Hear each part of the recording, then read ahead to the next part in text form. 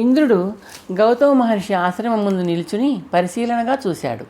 నక్షత్రాల వెలుతురులో ఆశ్రమం లీలగా అవుపిస్తోంది. ఇంద్రుడు నెమ్మదిగా అడుగులు వేస్తూ పర్ణశాల వాతాయనం వద్దకు నడిచి లోపలికి చూశాడు. ఆయన నేత్రాలు అబ్బురపాటుతో విచ్చుకున్నాయి. వెలుగులు చిమ్ముతున్న ప్రమిద కాంతిలో అహల్య రాసిపోసిన అందంలా ఊపిస్తోంది. సమ్మోహనకరంగా కనువిందు చేస్తున్న అహల్య ఉచ్ఛ్వాస నిశ్వాసాలను ఇంద్రుడిని అలరిస్తోంది. శ్వేత వస్త్రాలలో సువర్ణాన్ని కాంతిని కలగలిపి పోతపోసిన మనోహర సుందర ప్రతిమలా ఉంది అహల్య. ఇంద్రుడు ఏదో సంకల్పిస్తూ చిరునవ్వు నవ్వుకున్నాడు. క్షణంలో ఆయన గౌతమ మహర్షిలా మారిపోయాడు. ఆశ్రమంలో గౌతముడు లేడని ఆయనకు తెలుసు. నిస్సంకోచంగా నిర్భయంగా అడుగులు వేస్తూ ద్వారం వైపు నడిచాడు. పర్ణశాలలోని అభ్యంతర కక్షలోనికి ప్రవేశించిన ఇంద్రుడు నిద్రిస్తున్న అహల్య సమీపంలో ఆగాడు. ప్రమిదలో వెలుగుతున్న జ్యోతి కాంతి అహల్య సౌందర్యంతో దోబూచులాడుతోంది. బృహస్పతి మాటలు గుర్తుకు వచ్చాయి ఇంద్రుడికి. అహల్య! ఇంద్రుడి కంఠంలో ప్రణయావేశము అనురాగము జంటస్వరాలుగా ధ్వనించాయి. అహల్య తటాలున కళ్ళు తెరిచింది. విచ్చుకున్న విశాల నేత్రాలు ఆశ్చర్యంగా చూశాయి. స్వామి! అహల్య కంఠం జీరగా ధ్వనించింది. ఏమిటి ఇప్పుడు లేచారు? నీకోసమే. మెలకువ వచ్చింది. జ్యోతికాంతిలో కనువిందు చేస్తున్న నీ స్వర్ణవర్ణ శరీరం నా శరీరాన్ని అయస్కాంతంలా లాగుతోంది. స్వామి! ఇది ఋతుకాలం కాదు, నాకు తెలుసు. కోరికకు ఋతుకాలంతో పనిలేదు అహల్య. నీకోసం, నీ సాహచర్యం కోసం నా తనువు తప్పిస్తోంది. అహల్య ప్రశ్నార్థకంగా చూసింది. క్షణంలో ఆశ్చర్యం ఆనందంగా మారింది. విశాల నేత్రాలలో ఆశ ప్రమిదలా జ్యోతుల్లా వెలుగును చిమ్మింది. అహల్య ఆశ కోరికగా రూపాంతరం చెందటాన్ని గమనించిన ఇంద్రుడు ఆమె వైపు అడుగులు వేశాడు. ఆయనను ఆహ్వానిస్తున్నట్టు అహల్య తను అందమైన లతలా కదిలింది. ఇంద్రుడు అహల్యను తృప్తిగా చూసి వెనుదిరిగి ఆశ్రమద్వారం వైపు నడిచాడు. వెలికి వచ్చిన ఇంద్రుడు తటాలున ఆగాడు. ఎదురుగా వస్తున్న గౌతముడు కూడా తటాలున ఆగి నివ్వెరపోతూ చూశాడు. ఆయన నివ్వెరపాటుకు కారణం తను ఆశ్రమ అంతర్భాగంలో నుంచి తన రూపం కలిగిన వ్యక్తి వెలికి రావడం. ఎవరు నువ్వు? గౌతమ మహర్షి కంఠం కంగుమంది. ఇంద్రుడు భయంగా ఆందోళనగా ఒక విధమైన అపరాధ భావనతో చూశాడు. గౌతమ మహర్షి రూపాన్ని వదిలి తన నిజ రూపంలో ప్రత్యక్షమయ్యాడు. గౌతముడు కళ్ళు చిట్లిస్తూ చూశాడు. దేవేంద్రుడు! నా రూపాన్ని ఎందుకు ధరించావు? హుంకరిస్తున్న గౌతముడి వైపు మౌనంగా చూస్తూ ఇంద్రుడు తలవాల్చుకున్నాడు. గౌతముడి కళ్ళు ఎరుపెక్కాయి. దవడలు అదిరాయి. గుబురుగా ఉన్న కనుబొమ్మలు మధ్యలో కలుసుకున్నాయి. ఆయన శిరస్సు పైకి క్రిందికి ఊగింది. భర్త లేని సమయంలో ఏకాంతంలో భార్య ఉన్న అభ్యంతర కక్షలోకి పరపురుషుడు భర్త రూపంలో ఎందుకు ప్రవేశిస్తాడో ఊహించలేనంత మూర్ఖుడు కాడు తను. ఆగ్రహావేశాలతో పరాభవ భారంతో గౌతమ మహర్షి గుండె ఎగిసి పడుతోంది. పర్ణశాల లోపల నుంచి అహల్య వెలికి వచ్చి ద్వారం వద్ద ఆగింది. స్వామి! అంది. గౌతముడు ఆమె వైపు క్షణకాలం నిప్పులు కక్కుతూ చూశాడు. ఎడమ చేతిలో ఉన్న కమండలం ఆయన కుడి అరచేతిలోకి జలాన్ని వంపింది. ఆయన నేత్రాలు అగ్నిగోళాల్లా ఇంద్రుడి వైపు చూశాయి. నీచుడా! నా రూపాన్ని ధరించావు. పరస్త్రీ అయిన నా భార్యతో అనుచితంగా అక్రమంగా ప్రవర్తించావు. నీది శిక్షార్హమైన నేరం.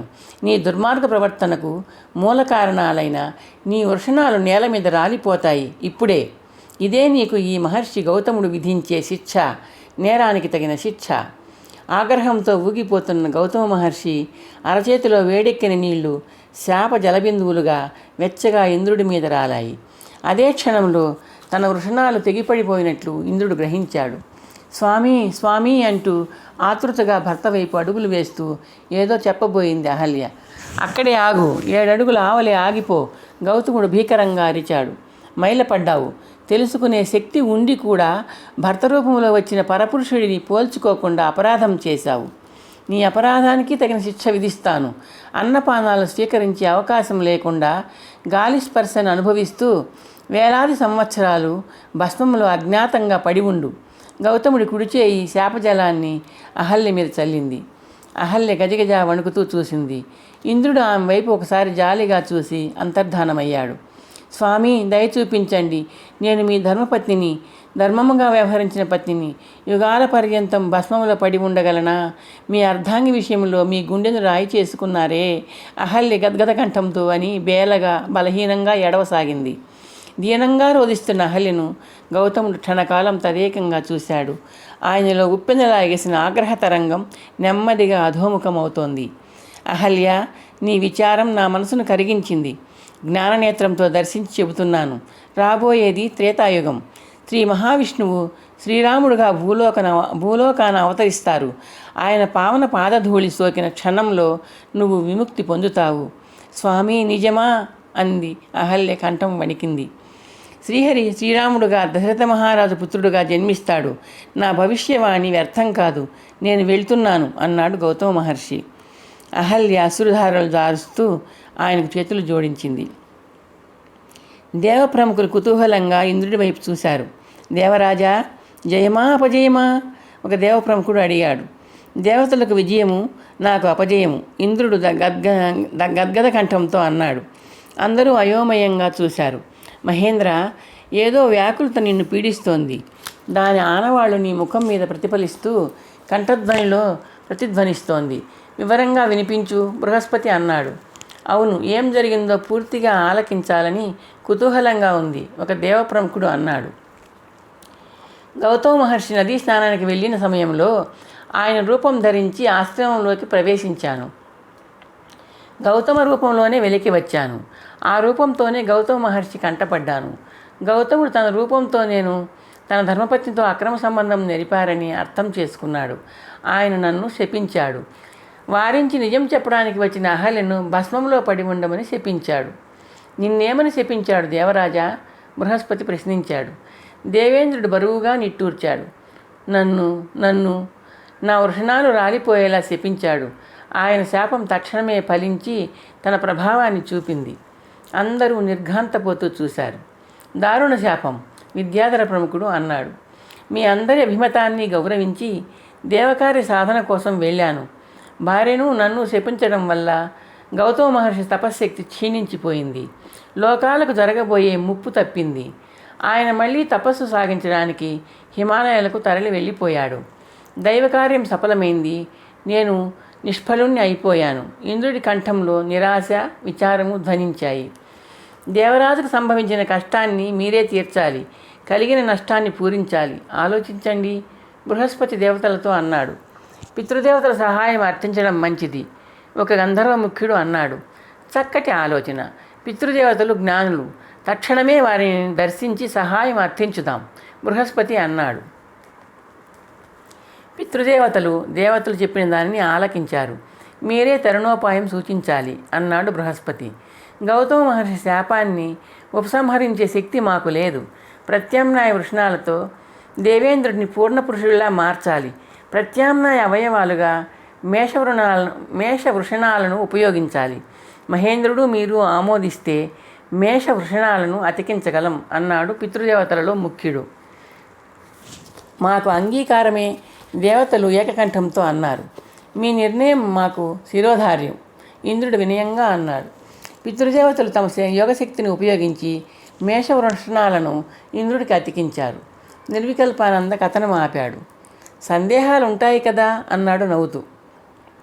అవును గురువుగారు, ఇంద్రుడు కోడిపుంజుగా మారి వేకువజాము అయిందన్న సూచనగా కొక్కరకో అని అరిచాడని, గౌతమ మహర్షి నిద్రలేచి వేకువ అయిందన్న అపోహలో ఆ అర్ధరాత్రి నదీ స్నానానికి వెళ్ళి అర్ధరాత్రి అని గ్రహించి ఆశ్రమానికి తిరిగి వచ్చాడని, ఏకశయ్యాగతులై ఉన్న అహల్యను తన రూపంలో ఉన్న ఇంద్రుడిని చూశాడని, ఇద్దరినీ శపించాడని చాలా సందర్భాలలో విన్నాం.